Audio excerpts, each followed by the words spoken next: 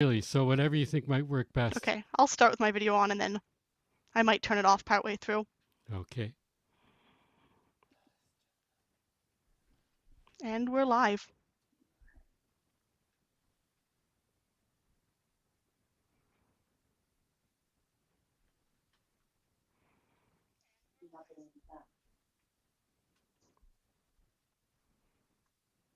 Okay, Alan, whenever you're ready, take it away. Okay. Good afternoon, everyone, and welcome. Thank you so much for joining us today for this special event. My name is Alan Gotlib, and I can't tell you how excited I am to be celebrating the 40th anniversary of my coming out as a gay man with this combination of music and storytelling. You'll also see that I'm not alone.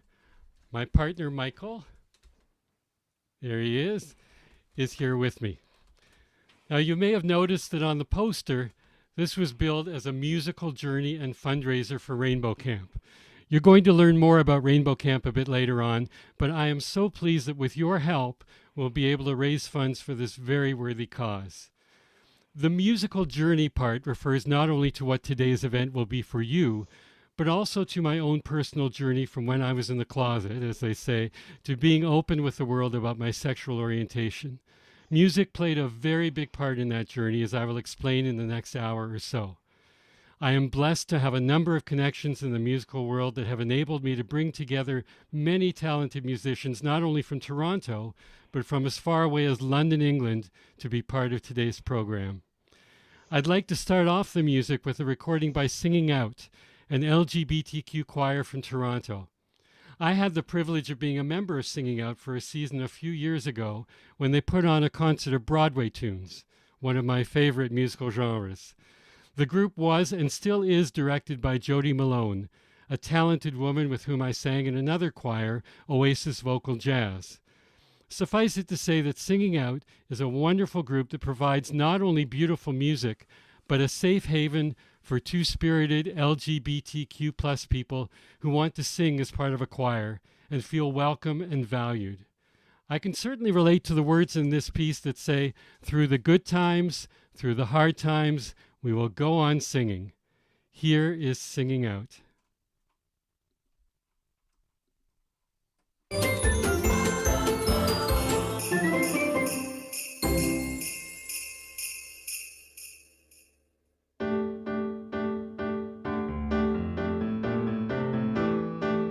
January, February, March, and April.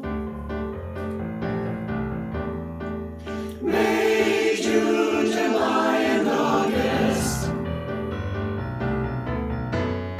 September, October, November, December. Dawn breaks and the shadows flee. Now is the season for singing. Rise up, come along with me. Now is the time for rejoicing. We sing a song to the wide open ocean. We lift our voices to the heavens above. We sing a song over mountains and valleys. We sing our hearts up with a message of love.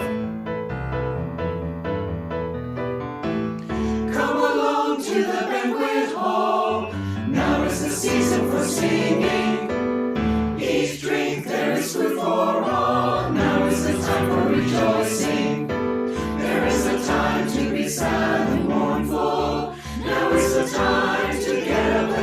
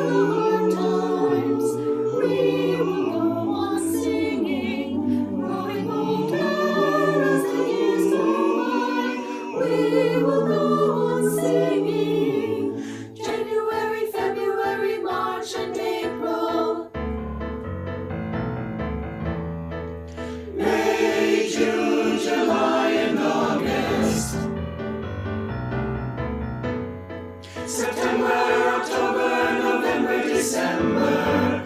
Dawn breaks and the shadows flee. Now is the season for singing. Rise up, come along with me. Now is the time for rejoicing. We sing a song to the wide open ocean. We lift our voices to the heavens above. We sing a song over mountains and valleys. We sing our hearts up with a message of love. Of love.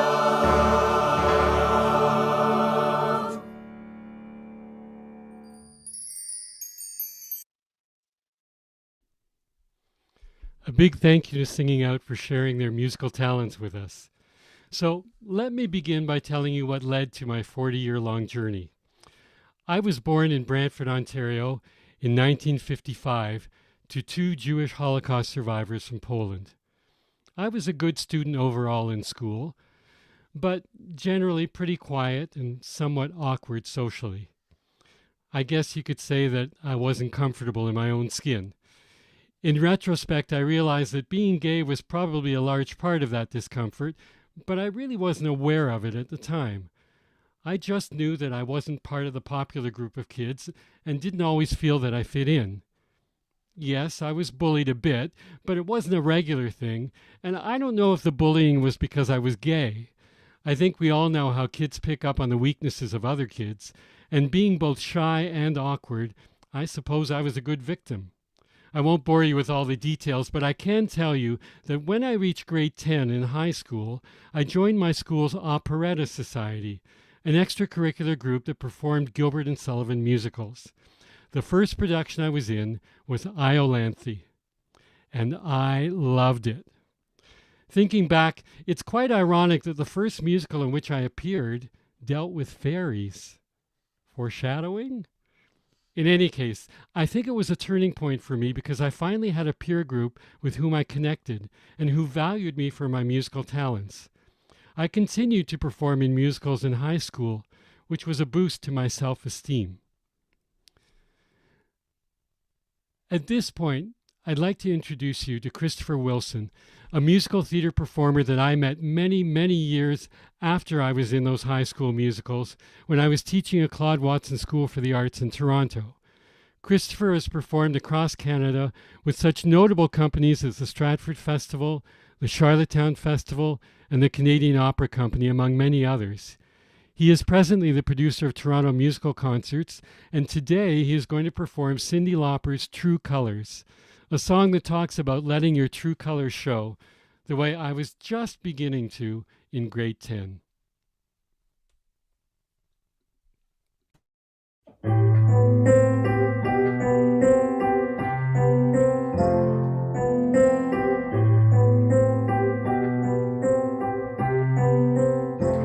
You with the sad eyes, don't be discouraged, though I realize it's hard to take courage in a world full of people. You can lose sight of it all, and the darkness inside you makes you feel so small. And I see your true colors shining through. I see your true colors.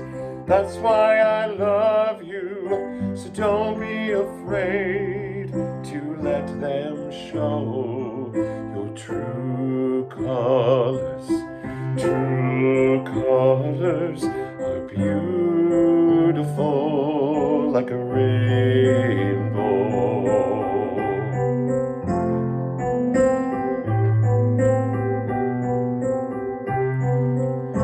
Show me a smile then. Don't be unhappy, can't remember when I last saw you laughing. If this world makes you crazy and you've taken all you can bear, just call me up, because you know I'll be there. And I see your true colors shining through. I see your true colors, and that's why I love So don't be afraid to let them show your true colors. True colors are beautiful like a rainbow.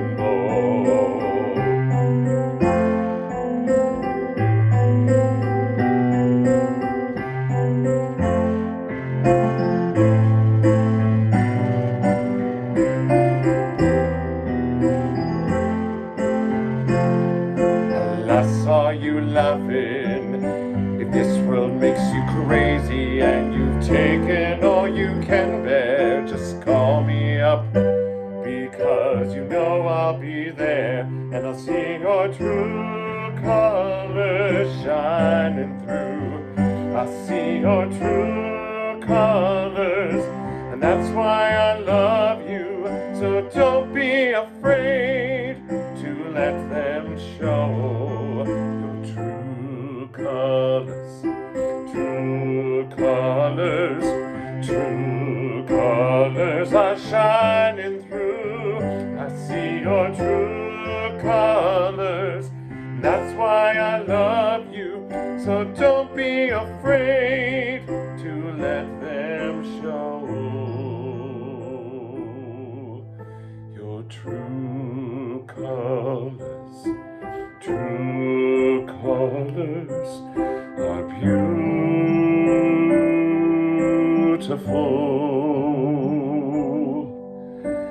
like a rainbow.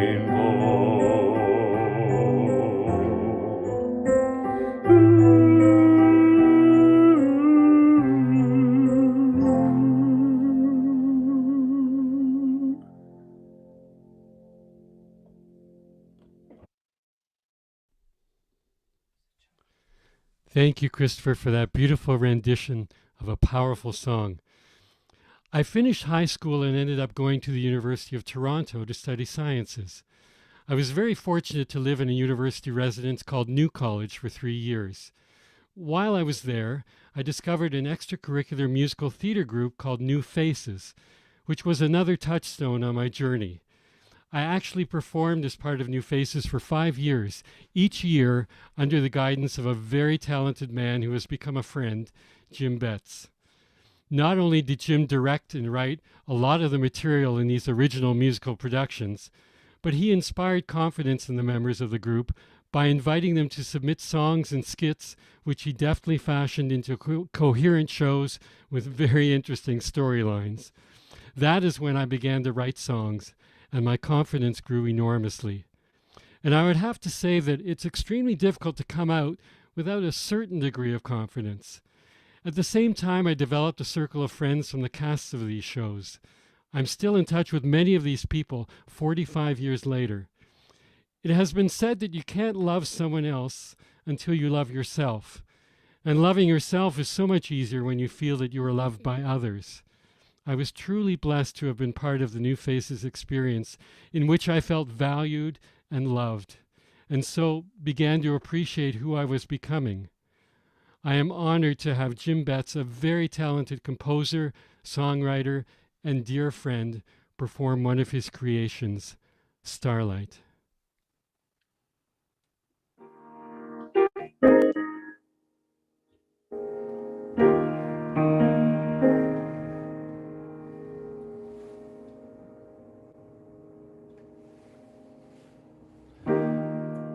Alan, it's an honor to be here today to help you celebrate these 40 years. And in your honor, I am wearing a tie that you made for me.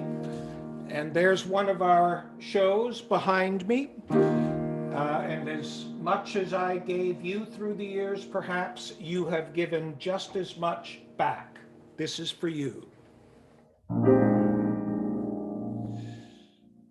I have always believed that for everything beautiful, there is a star in the sky,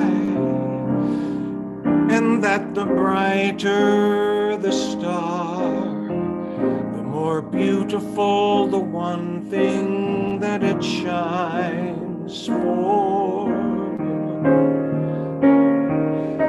And that whenever what is beautiful should die, another star will fall from out the sky. And I've wondered as they fall, will there soon be no more stars left at all?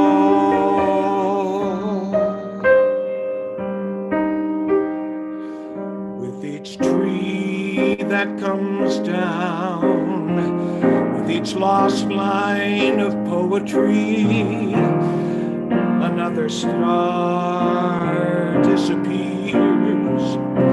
With every passion that fades, every legend that's belittled or forgotten, will all the last remaining starlight soon be gone? And will anyone remember what once shone, unless I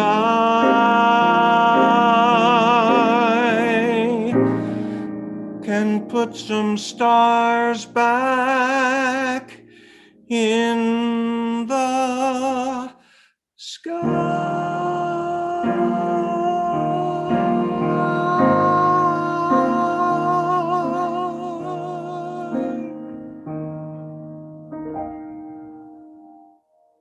Thank you, Alan.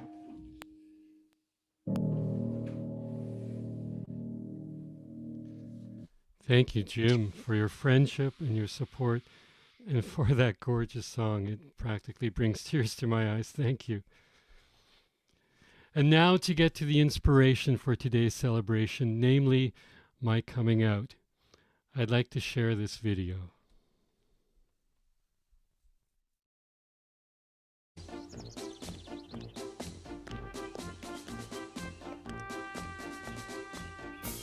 I'm gay! He's gay!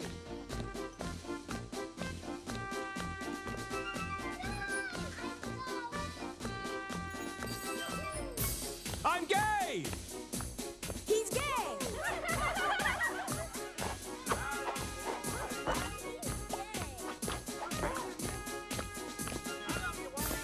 I'm gay! He's gay! He's gay! He's gay!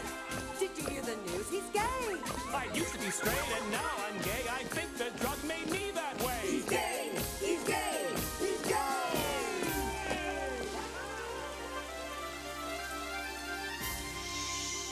I'm gay!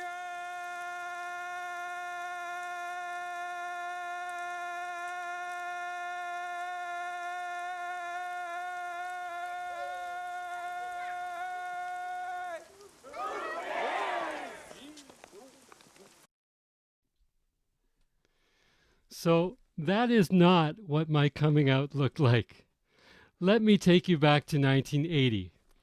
In the fall of that year, I started my teaching career in Brantford, my hometown, with a grade 2-3 split grade, teaching all subjects as well as teaching French to my own class and the class of 6-year-olds.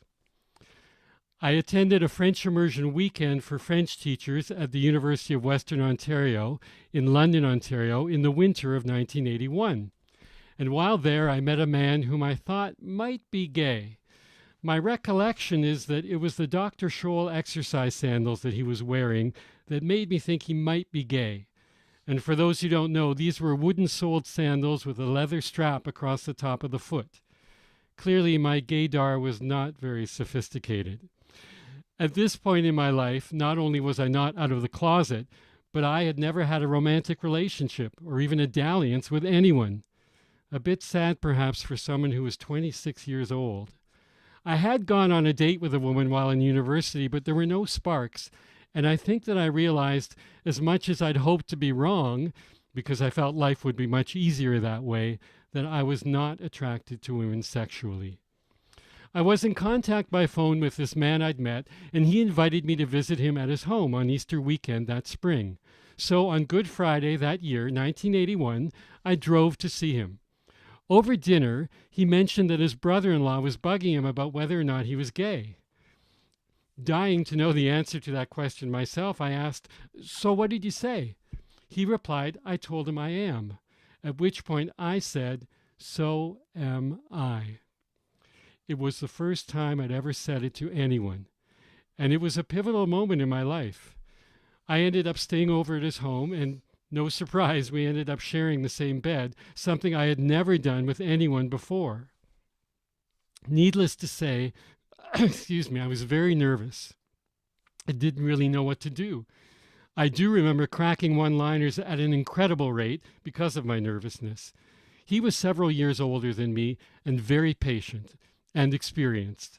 It was a lovely weekend, and he literally pursued me with poetry for a few months until I reluctantly had to tell him that it was just too much too soon for me. I remain forever grateful to him, however, for making the coming out event as smooth as it was. So coming out was an actual moment for me. I know that for many it's a more gradual thing. That's not to say that a light bulb went off in my head and I said, "Oh, I'm gay." I'd suspected since I was in my teens. This was more about admitting it in front of someone else. Because my coming out was on Good Friday, that day has a special significance for me, and would continue to be significant, as I will explain a bit later. It's also why I chose to hold this event on Good Friday. I know it's odd for a nice Jewish boy like me to have Good Friday as a milestone, but that's the way things played out. I don't want, however, to disrespect the sanctity of that day for those who honor it as part of their Christian beliefs. And for that reason, I'm especially pleased to include in today's musical offerings a song appropriate to this special day. Under the direction of my friend Jody Malone, the Cawthra Park Secondary School Chamber Choir has been working on how to be a virtual choir. The following piece, Exultate Deo, was a great experiment in learning how to really learn your part without the help of others surrounding you. The last time the chamber choir performed this beautiful sacred piece was in 2004 at the Vatican in Rome. That time they were all together. I am honored to have them singing here, even if only virtually.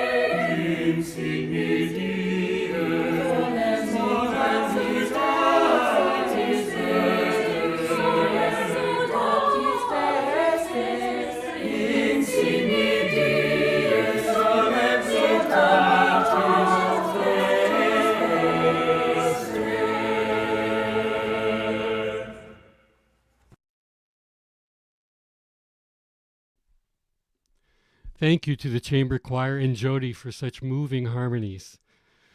So my coming out on Good Friday was just the beginning of a number of different comings out. In the months following that Good Friday in 1981, I proceeded to come out to all my friends and didn't lose one of them in the process. Of course, I realized that had I lost any of them, they weren't truly my friends in the first place. In fact, the more friends I came out to, the easier it became. In my coming out to these friends, a couple of them came out in turn to me. One of them being a very close friend, Peter, may he rest in peace, who was a roommate for a year while I was at university. I had met him through New Faces a few years earlier, and we became close friends. While living together, we never really talked about sexuality, so I have to admit I was a bit surprised when he came out to me. As I've mentioned, I'm a lover of musical theater, and this next song reminds me a bit of my time living with Peter, although the situation is not identical. I'm pleased to bring back Christopher Wilson, along with his partner in crime, Ryan Kelly. Like Christopher, Ryan has performed across Canada, on the stage and also on television and in film. Not only does he teach, but he has also directed numerous theatrical productions. This powerhouse performing duo will now entertain us with a song from the musical Avenue Q. An afternoon alone with my favorite book. Broadway musicals of the 1940s. No roommate to bother me. How could it get any better than this? Oh, hi, Rod. Hi, Nikki. Hi, Rod. You'll never guess what happened to me on the subway this morning. This guy was smiling at me and talking to me. That's very interesting. Yeah, he was being real friendly. And I think he was coming on to me. I think he might have been gay. So why are you telling me this? Why should I care? I don't care. What did you have for lunch today? Oh, Rod, there's no need to get all... I'm not getting defensive. Why do I care about some gay guy you met? I'm trying to read. Well, I didn't mean anything by it, Rod. I just think it's something we should be able to talk about. I don't want to talk about it. Nikki, this conversation is over. Yeah, but... Over! Well, okay. But just so you know, if you were gay, that'd be okay. I mean, 'cause, hey, I like you anyway. Because you see, if it were me, I would feel free to say that I was gay, but I'm not gay. Nikki, please. I'm trying to read. What? If you were queer, Nikki. I'd still be here. Nikki, I'm trying to read this book. Nikki. Because you're dear to me. Ah. And I know that you What? would accept me too. I would? If I told you today, hey, guess what? I'm gay, but I'm not gay. Just being with you. High button shoes, pal Joey. What can't matter to me?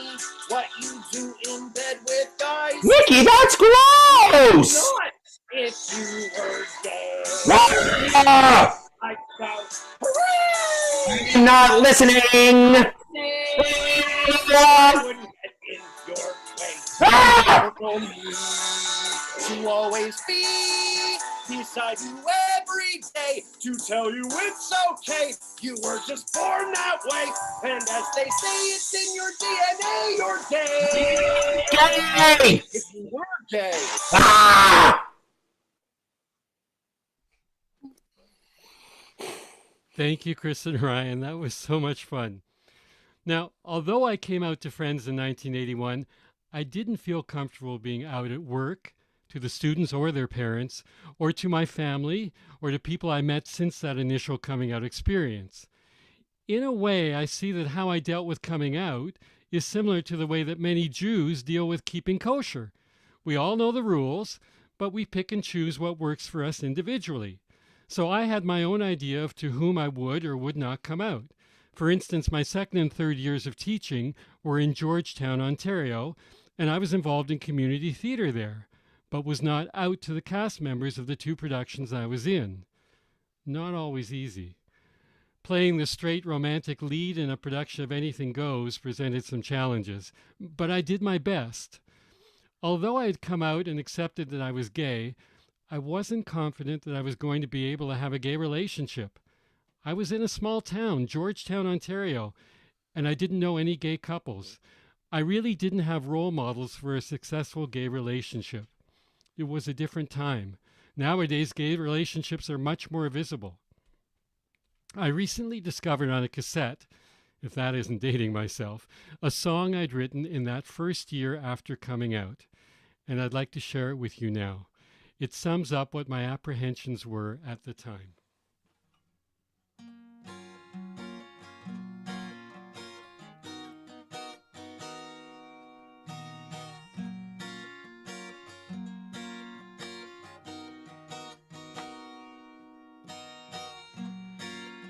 For many a year I'd been dreaming that someday I would meet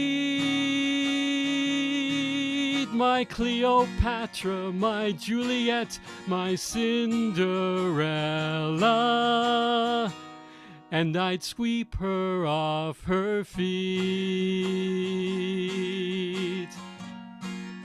Together we'd find our own castle, a heaven made for two.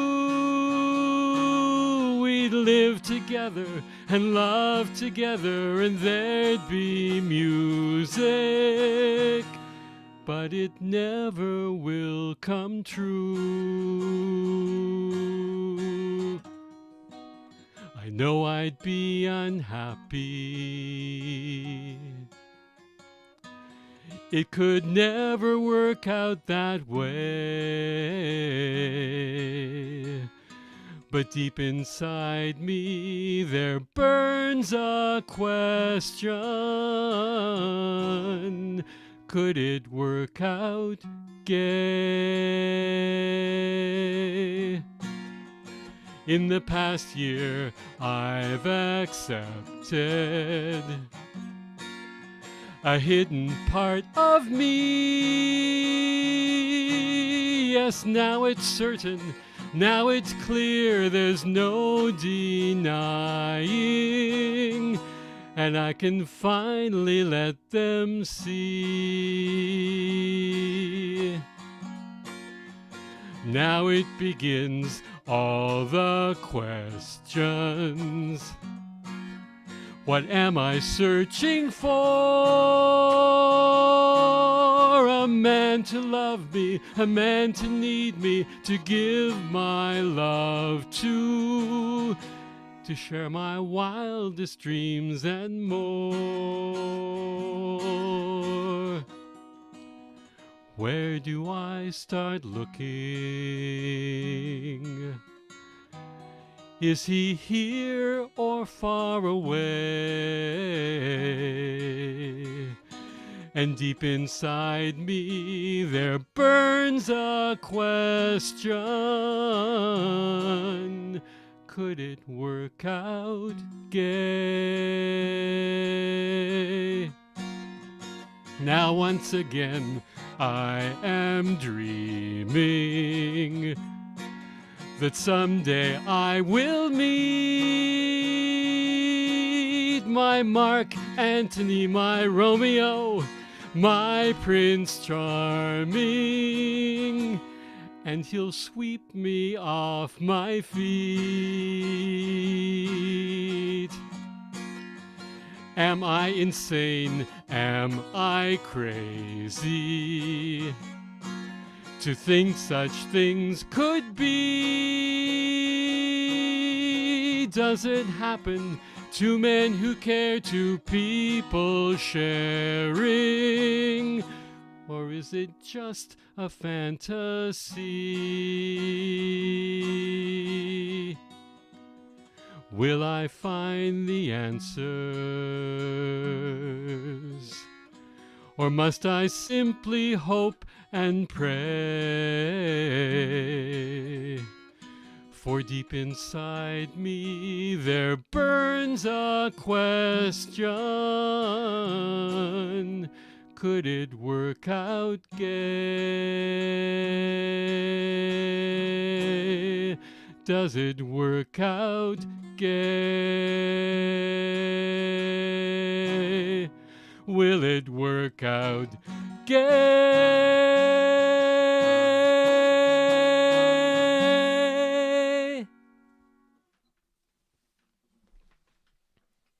I'm happy to report that it can and did indeed work out gay, as I have found my Prince Charming, though I've been known to refer to him as my Princess Bride. Michael and I have been together for over 30 years. He's a real mensch, and for those who don't know the word, it's Yiddish, and it means a person of integrity and honor. And he's funny and caring, and I just know I'm very lucky to have him in my life. I'll speak more about the two of us a bit later. In 1983, after 2 years of teaching in Georgetown, I was able to find a job in Toronto teaching French immersion. This certainly helped in my journey, as there was a lot more on offer for a gay man in Toronto than in Georgetown. In fact, I think there were more activities and clubs available for the LGBTQ community than for the straight community at that time. I became involved in a number of groups, from a running group to an LGBT Jewish group called Chutzpah to square dancing. Of course, one of the blessings of having been involved in these groups, even if I may not still be involved with them today, is the friendships and contacts I still enjoy that came from those associations. Connection is so important, especially when you're feeling alone or lonely or different. I still was not out to my parents. The subject of homosexuality was really never discussed in my home. My parents were very supportive of me in many ways, encouraging me in my Hebrew and academic studies and attending any musicals I was in as enthusiastic audience members, and I always felt loved by them. Still, I was reluctant to come out to them.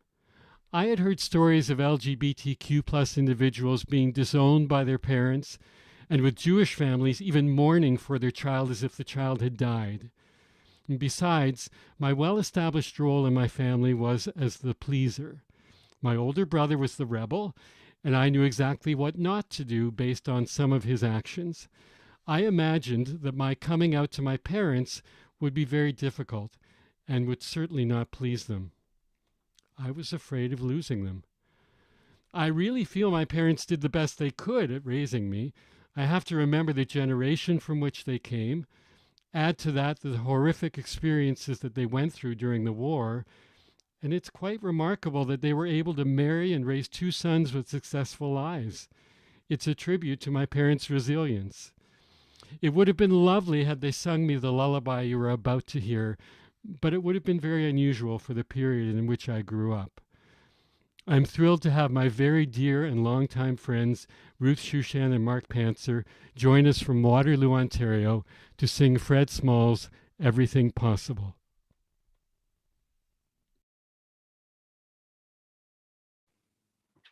We have cleared off the table, leftovers saved, washed the dishes and put them away. I have told you a story and tucked you in tight at the end of your knockabout day. As the moon sets its sail to carry you to sleep over the midnight sea, I will sing you a song no one sang to me. May it keep you good company. You can be anybody you want to be. You can love whomever you will. You can travel any country where your heart leads, and know I will love you still. You can live by yourself, you can gather friends around, you can choose one special one. And the only measure of your words and your deeds will be the love you leave behind when you're done.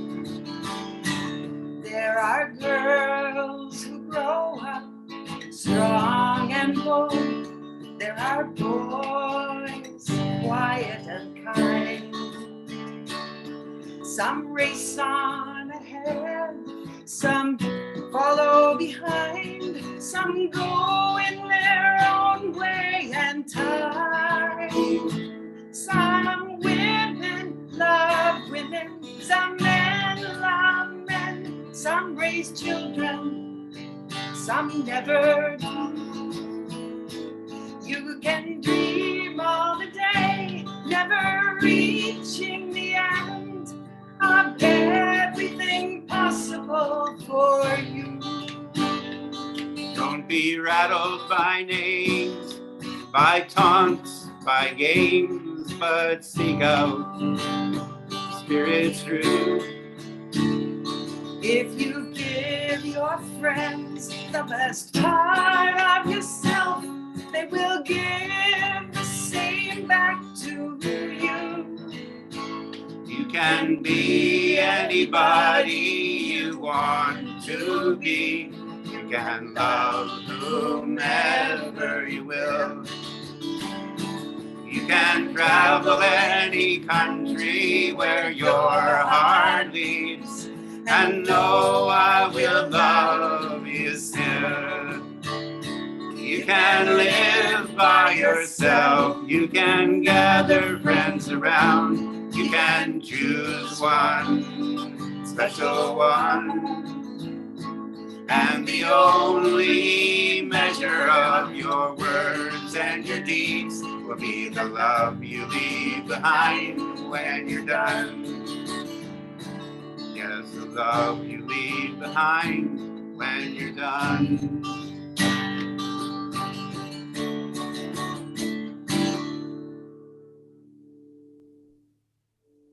Love you, Alan. Love you, Alan. Thank you, Ruth and Mark. I loved your rendition of that song, and I treasure our long friendship. In 1988, on Good Friday, exactly 7 years since the Good Friday when I first came out, I was in Brantford. By then, I was living and teaching in Toronto and had recently bought my first house. Because it was also Passover at the time, I was visiting my parents in Brantford. And while there, my mother said, "Well, now you have a job and a house, it's time to get a wife." I hemmed and hawed, trying to avoid the conversation going much further. My father, who had a wonderful sense of humor, said to my mother, thinking he was being funny, "Leave him alone, maybe he doesn't like girls." I continued trying to skirt the issue, but ultimately I had to fess up.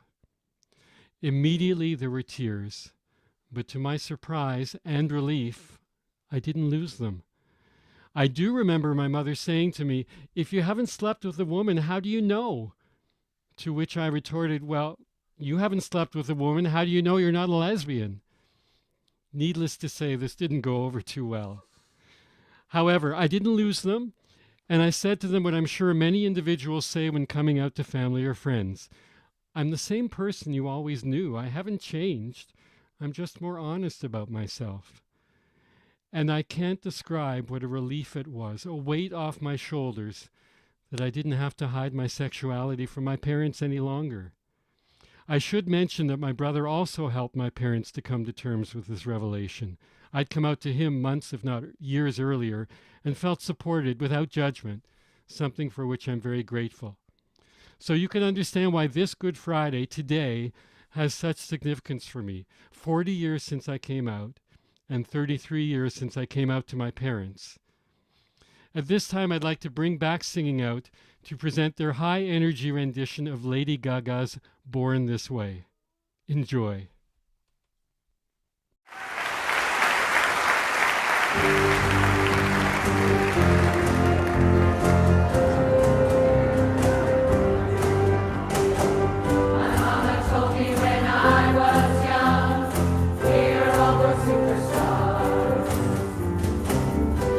My hair from my lips.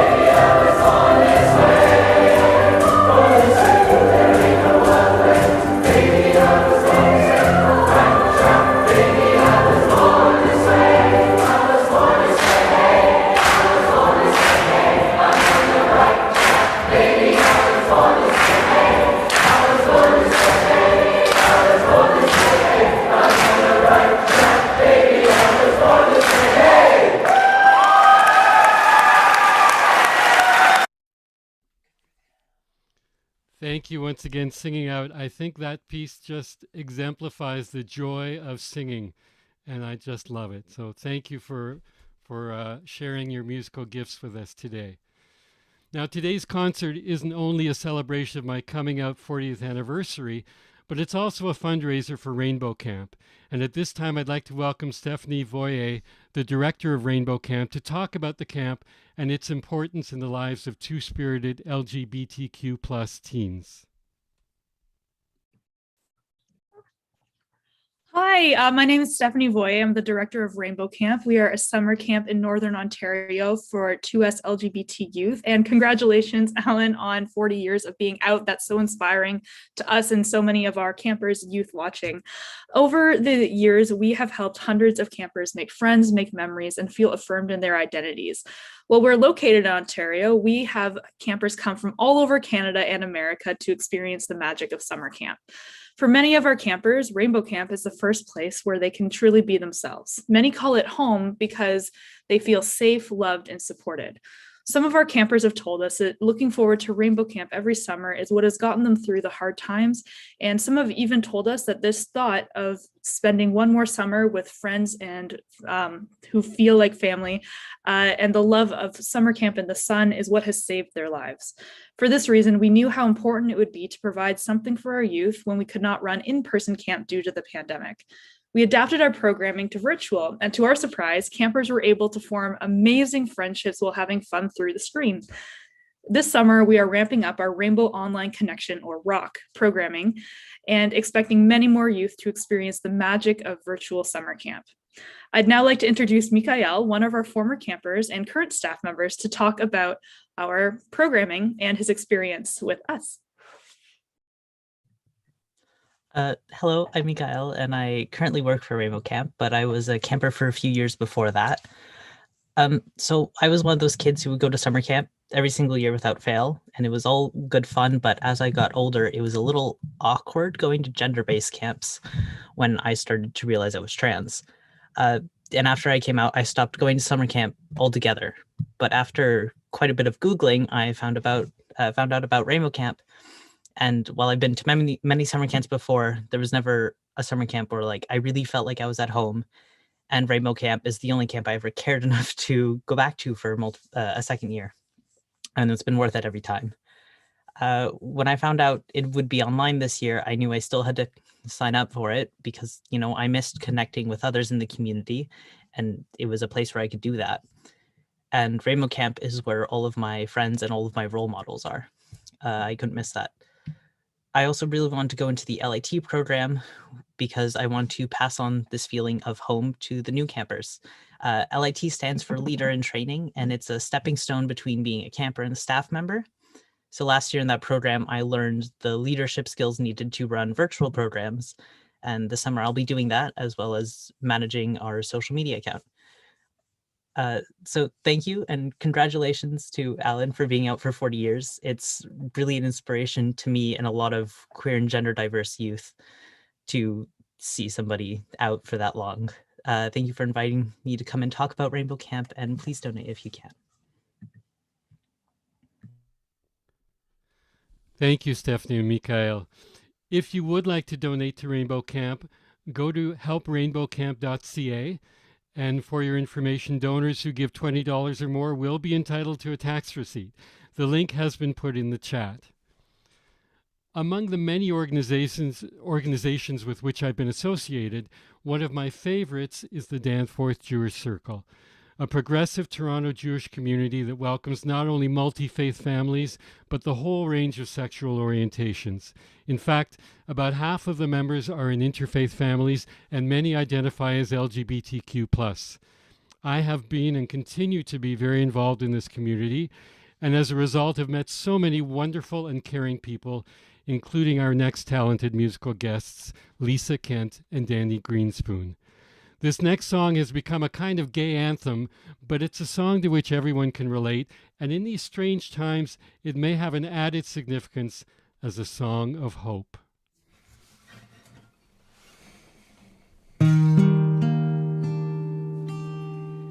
When all the world is a hopeless jumble and the raindrops tumble all around. Heaven opens a magic lane.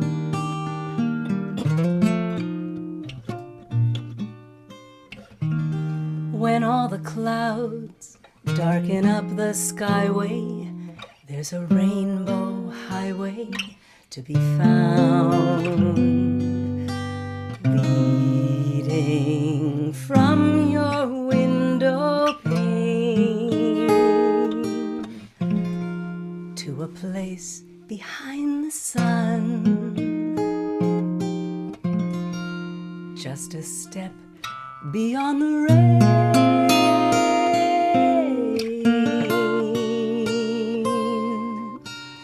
Somewhere over the rainbow, way up high,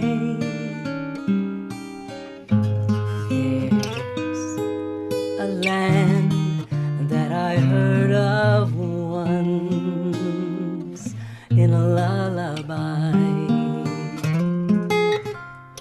Somewhere over the rainbow, skies are blue, and the dreams that you dare to dream really do come true. Someday I'll wish upon a star and wake up where the clouds are far behind me, where troubles melt like lemon drops away above the chimney tops. That's where you'll find me, somewhere over the rainbow. Bluebirds fly, birds fly over the rainbow. Why, then, oh, why can't I? If happy little bluebirds fly beyond the rainbow, why, oh, why can't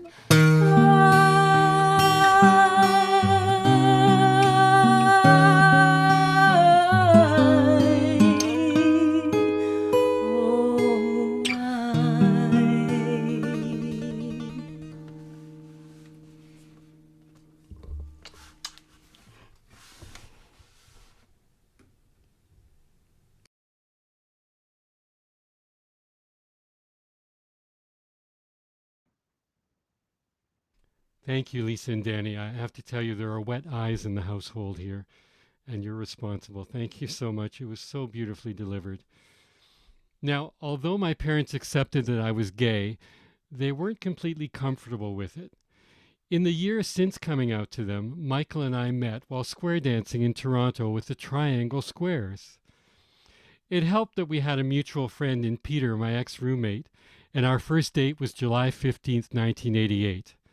I still remember the date because that continues to be our anniversary date, since we didn't actually marry until 16 years later. We couldn't.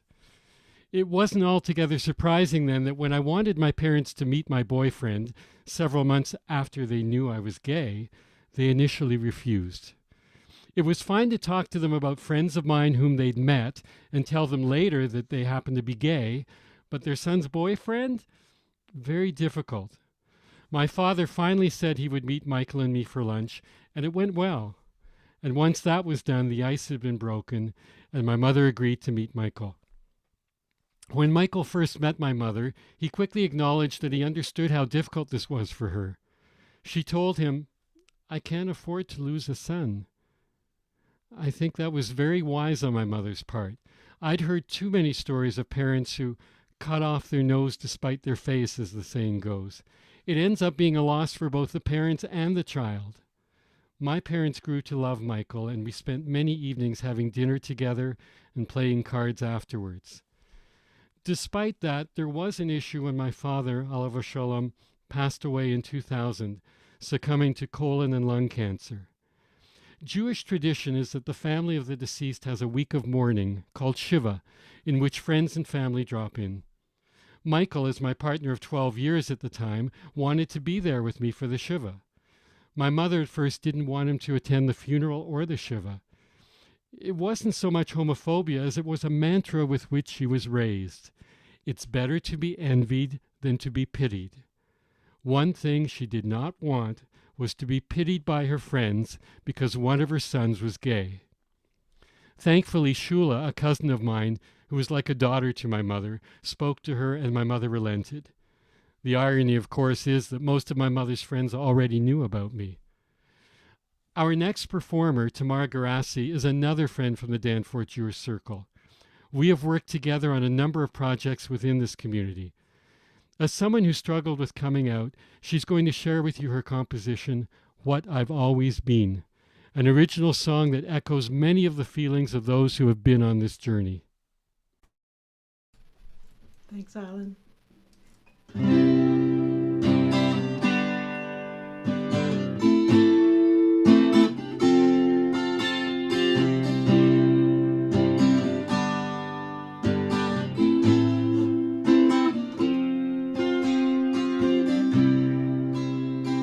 Wasn't that long ago when I felt so afraid? I couldn't find the strength to rise, to let this person out inside. But I know I was in there somewhere. I don't know why I didn't care. Who knew life would start today? Well, I just needed to find my way. I finally become what I've always been. I've seen all the places that I've needed to see. And to all those people who turned away from me, I finally become what I've always been. It took so many years.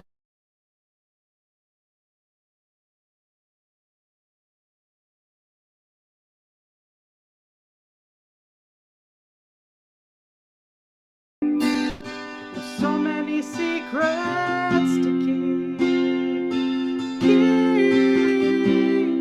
But I know I was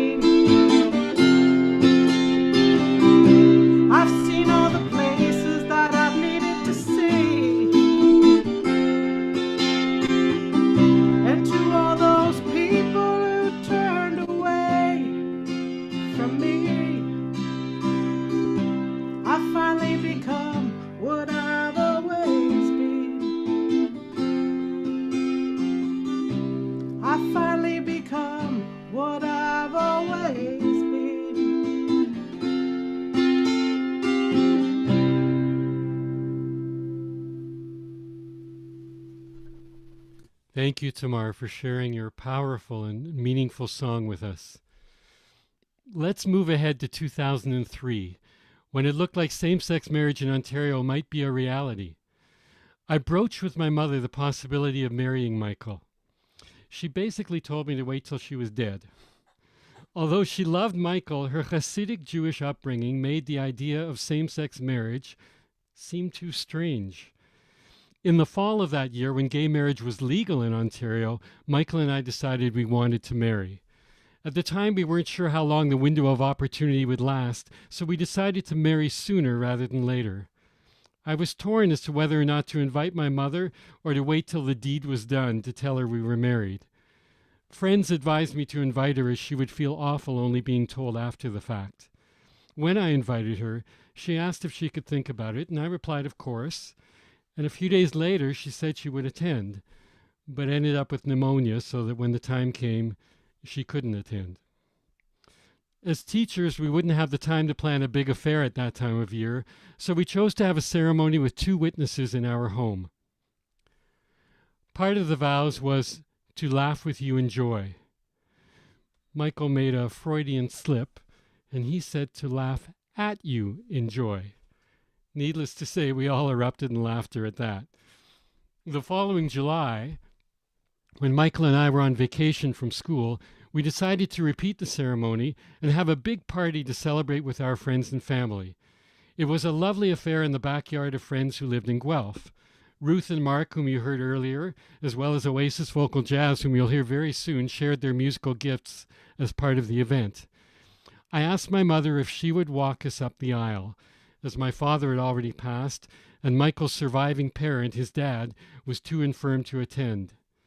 Again, my then 84-year-old mother asked if she could think about it. A couple of days later, she called to say, "Of course I'll walk you up the aisle. I walked your brother up the aisle. Why wouldn't I do the same for you and Michael?" She had come light years from her initial reluctance to even meet Michael 16 years earlier. I was and continue to be very proud of her. Sadly, she passed away in 2011.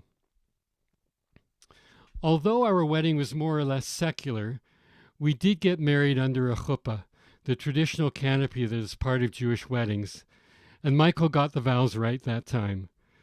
We also included a tradition with which some of you may be familiar, the breaking of a glass. In traditional Jewish weddings, the groom breaks a glass. Why, you might ask? Well, it comes from the idea that even in times of joy, we mustn't forget the sorrow of the past. The breaking of the glass represents the destruction of the Jewish temples in biblical times. I'd like to borrow the sentiment of that tradition by taking a moment now during this great celebration, or as we say in Yiddish, simcha, to look at the past as well. In the grand scheme of things, my coming out journey has been a relatively easy one compared to that of many others. I didn't experience a lot of homophobia personally, and I didn't lose any close friends to HIV/AIDS. I'm reminded of those who went before me who suffered many injustices or even died because of their sexual orientation, especially those who died of AIDS with very little support or love. Sadly, there are many people today still dealing with such challenges. Back in 1985, a group of LGBT extroverts were raising money for the lesbian and gay community appeal by putting on a show called Fruit Cocktail 85. Some of the members of the cast of that extravaganza were so enthralled with making music that they decided to form a group to continue singing Broadway pop and jazz tunes. Though the name has changed since the beginning, the group, now called Oasis Vocal Jazz, is a wonderful group of which I've been a member for about 30 years. Over the years, the composition of the group has changed to include straight people as well. It's kind of odd to think of a group becoming more inclusive by welcoming straight people, but that's exactly what happened. I think it's safe to say that the present members of Oasis feel that all choirs and choruses should be made up of people of all sexual orientations who feel comfortable enough in the group to be themselves. And that's a huge plus for being part of Oasis Vocal Jazz. I am honored to be singing as part of Oasis Vocal Jazz for the next song. In 1988, Joey Miller, a very talented composer, created an anthemic song entitled No More Fear, talking about the struggles of the LGBT community in those times. The song debuted as part of the aforementioned Fruit Cocktail and still moves me every time I hear it.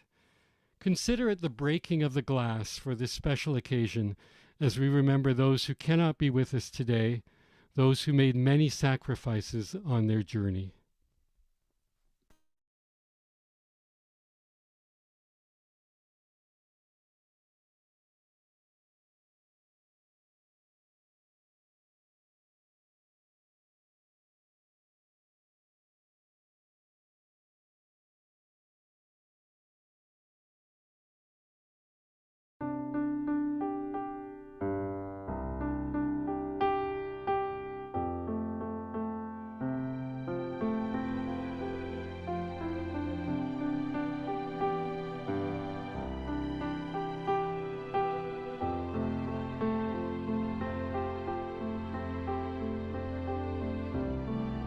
We've been friends for so many years. Why am I so afraid to hold you?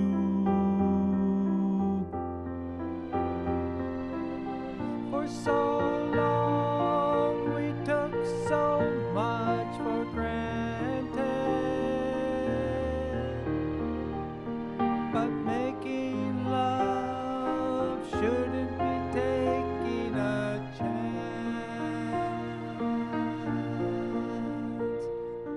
No more fear.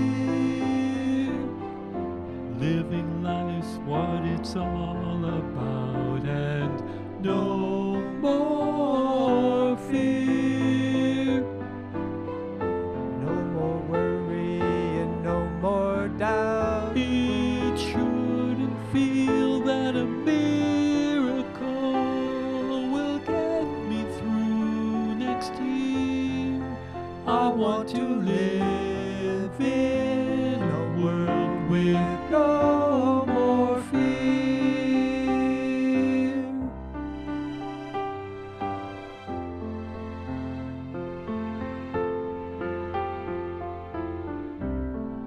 Strangers pass. Strangers pass.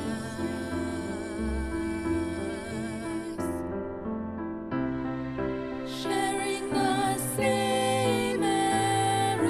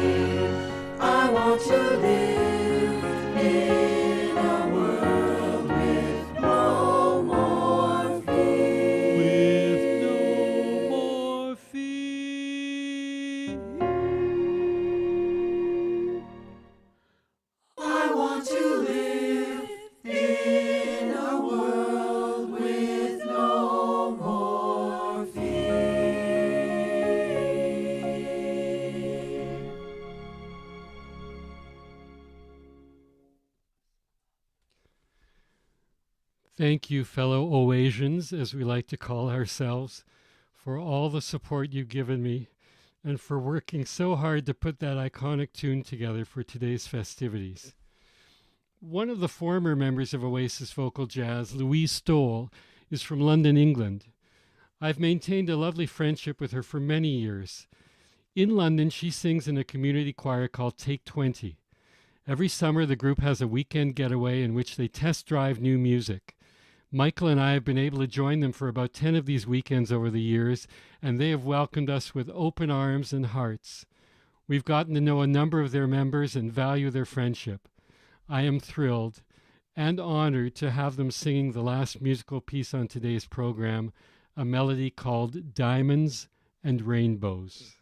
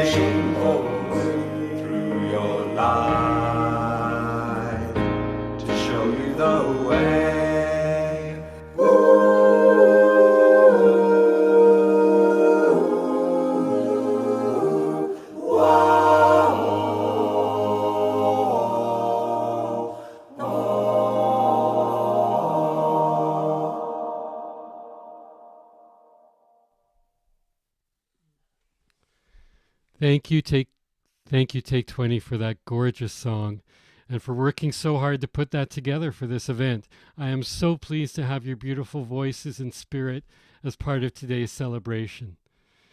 So here I am, 40 years after my initial coming out, 33 years since coming out to my parents, and 17 years since being legally married. It has been and continues to be a wonderful journey. I am filled with gratitude for all the blessings in my life, including Michael, music, friends, and family. It has been quite a journey thus far. Perhaps not all that remarkable compared to the journeys others have taken, but I know I've been extremely fortunate. I have come out in many ways, including in one of my hobbies, which many of you know is sewing. Though I don't sell the clothes I make, I did have labels made. Fashion by Fegele. For those who don't know, Fegele is a Yiddish word that means little bird. However, it's also a slang term for a gay man, which for me makes it a very appropriate label. My father, may he rest in peace, would have appreciated it, as he had a corny sense of humor which I have inherited. Being well aware of the negative impact of labels on society, my hope is that the label fashioned by Fagala will bring a smile to people's faces and in some small way change the way people see diversity in our community. I made the shirt I'm wearing especially for this occasion, as it has many doors, symbolic of the closet from which I emerged 40 years ago today. My wish is that my journey has demonstrated that there is much hope for two-spirited LGBTQ+ people to lead fulfilling, rich lives.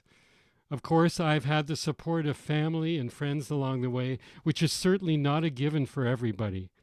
I would urge those who are able to donate to Rainbow Camp, which gives great support to those who may not feel there is any hope for a happy future. I'd like to take this opportunity to thank all of you for joining me in the celebration of this milestone in my life. A special thank you to all the musicians who so generously gave their time and talents to be part of this event.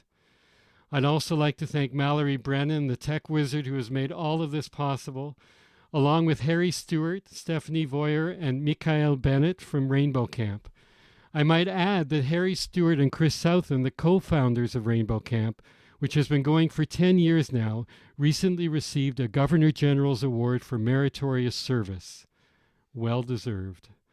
Most of all, I'd like to thank all those who have helped me along this momentous 40-year journey, including my dear Michael and friends and family members who are watching today's festivities. I welcome any of you who desire to visit a bit with each other and with Michael and me right now to go to the Zoom link posted in the chat. Thanks again for helping me celebrate this journey and for donating to an extremely worthy cause at Rainbow Camp. Stay safe and healthy. Huge virtual hugs. I miss them so much, but huge virtual hugs to all of you.